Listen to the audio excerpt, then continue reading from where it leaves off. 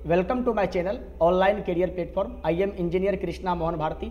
आज हम आप सभी दोस्तों को पढ़ाने वाले हैं कॉल एंड पेट्रोलियम। वैसे आपको देखिए कॉल एंड पेट्रोलियम पढ़ा चुके हैं हम, और ये कॉल एंड पेट्रोलियम जो पढ़ाए हैं ये आपको किसके लिए पढ़ाया है? तो ये पढ़ाया हम आपको सीटेट दिसंबर के लिए, और सीटेट के बाद में तो 6 to 8 के लिए बीपीएससी आ रहा है, उस बीपीएससी एग्जामिनेशन के लिए। ये वीडियो 100% यही दोनों एग्जामिनेशन को मद्देनजर रखते हुए बनाया जा रहा है। अब आपको एक बात यहां से ध्यान रखना है कि उस दो लेक्चर में, प्रीवियस दो लेक्चर में, लेक्चर 1 और लेक्चर 2 में हम आपको कॉल एंड पेट्रोलियम को क्या कर दिए? बिल्कुल समाप्त कर दिए। हम आपको बतलाए थे कि प्रत्येक चैप्टर को पढ़ाने के बाद में हम आपको यह बतलाएंगे कि आपको क्या पढ़ना है, मतलब क्या चीज को विशेष ध्यान रखना, जहां से क्वेश्चंस आता ही आता है वो हम करवाएंगे। तो चलिए अब देखिए आपको क्या क्या करना है, समझना है कॉल एंड पेट्रोलियम में। सबसे पहली बात तो आपसे यही पूछता है कि भैया बताइए कैलोरीफिक वैल्यू होता क्या है। हम अब समराइज कर रहे हैं, जहां से सवाल आएगा, जहां से नहीं आएगा उसको नहीं पूछेंगे।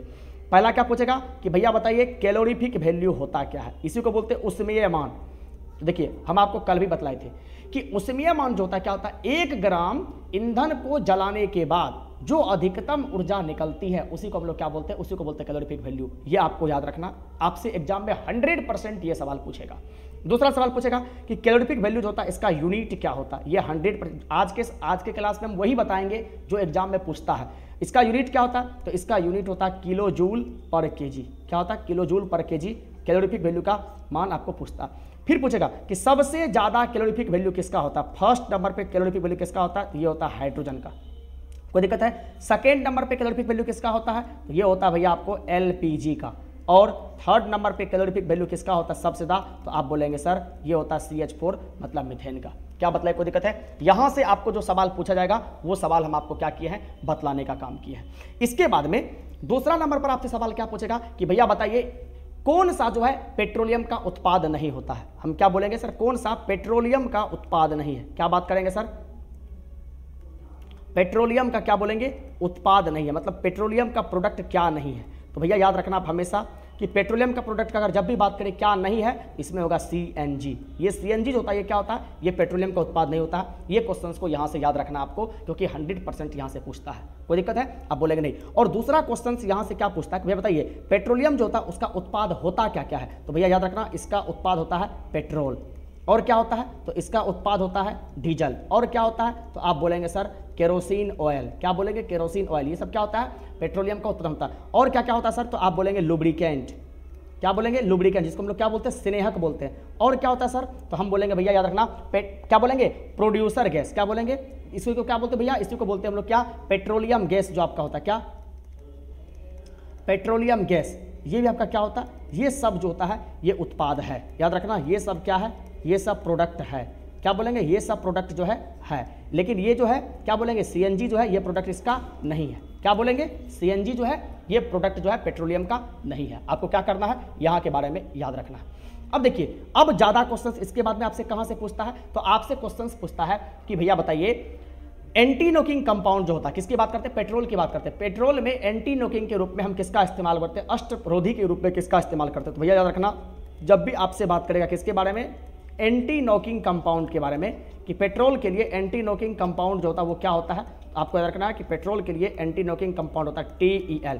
और इसका फुल फॉर्म क्या होता है? टेट्रा इथाइल लेड जो होता है ये क्या होता है? ये एंटी नॉकिंग कंपाउंड जो होता है इसका ये आ जाता है। कोई दिक्कत है? आप बोलेंगे सर नहीं। अगला आपसे क्वेश्चन क्या पूछेगा? अगला आपसे क्वेश्चन पूछेगा कि भैया कॉल गैस जो होता है वो किससे किससे मिलकर के बना होता है। तो आपको याद रखना है कि जो कॉल गैस होता है ये कॉल गैस क्या होता है? ये कार्बन मोनोऑक्साइड का, हाइड्रोजन का और क्या बोलेंगे? मीथेन का ये क्या होता है? मिश्रण होता है। कोई दिक्कत है? इससे मिलकर के बना होता है। कोई दिक्कत है? आप बोलेंगे सर नहीं। अगला आपसे क्वेश्चन क्या पूछेगा कि भैया बताइए LPG जो होता है ये LPG किससे किससे मिलकर बना है। देखिए LPG किससे मिलकर नहीं बना है? तो आपको याद रखना सर मीथेन से। LPG में मीथेन का नहीं है। और मीथेन के बाद क्या बोलेंगे सर? इथेन। क्या बोलेंगे? इसमें क्या बोलेंगे? इथेन। ये भी क्या है? नहीं है। तो सर इसमें है क्या? इसमें है सर प्रोपेन। क्या है? इसमें प्रोपेन। ये प्रोपेन से मिलकर बना है। और क्या बोलेंगे? प्रोपेन के बाद में क्या था सर? और होता sir butane. Methane, ethane, propane और क्या बोलेंगे सर? ब्यूटेन। ये क्या है? इसमें होता है।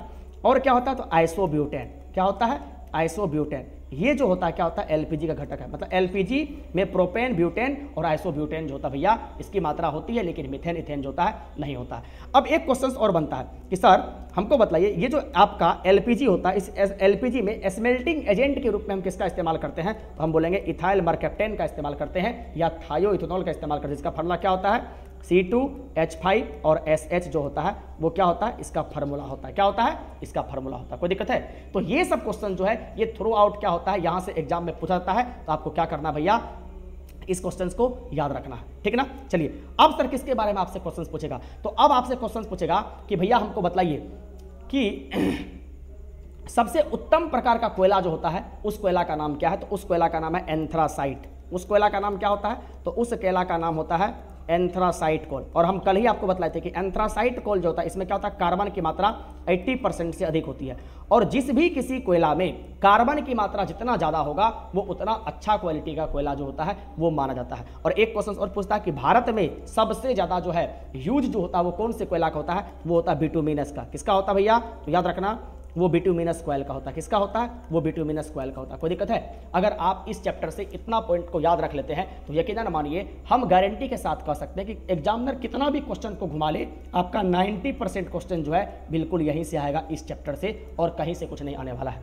अभी हम आपको सबसे पहले पूरा का पूरा चैप्टर पढ़ाएंगे, फिर इसके बाद में हम क्या कराएंगे, आपको PYQ करवाएंगे, प्रीवियस ईयर क्वेश्चंस करवाएंगे, ठीक है ना। तो चलिए, अगर आपको ये वीडियो चाहिए, हम फिर से बोल रहे हैं, इस वीडियो को देखने से पहले इसका जो पार्ट 1 और पार्ट 2 है उसको देखिए, ठीक है ना, तभी आपको ये वीडियो क्या होगा, समझ में आएगा। चलिए इसी के साथ में हम अपने तब तक के लिए बाय बाय, टेक केयर, शुभ संध्या, शुभ रात्रि, आपका दिन शुभ हो, भगवान करे आपको वो सब कुछ मिले जो आप चाहते हो।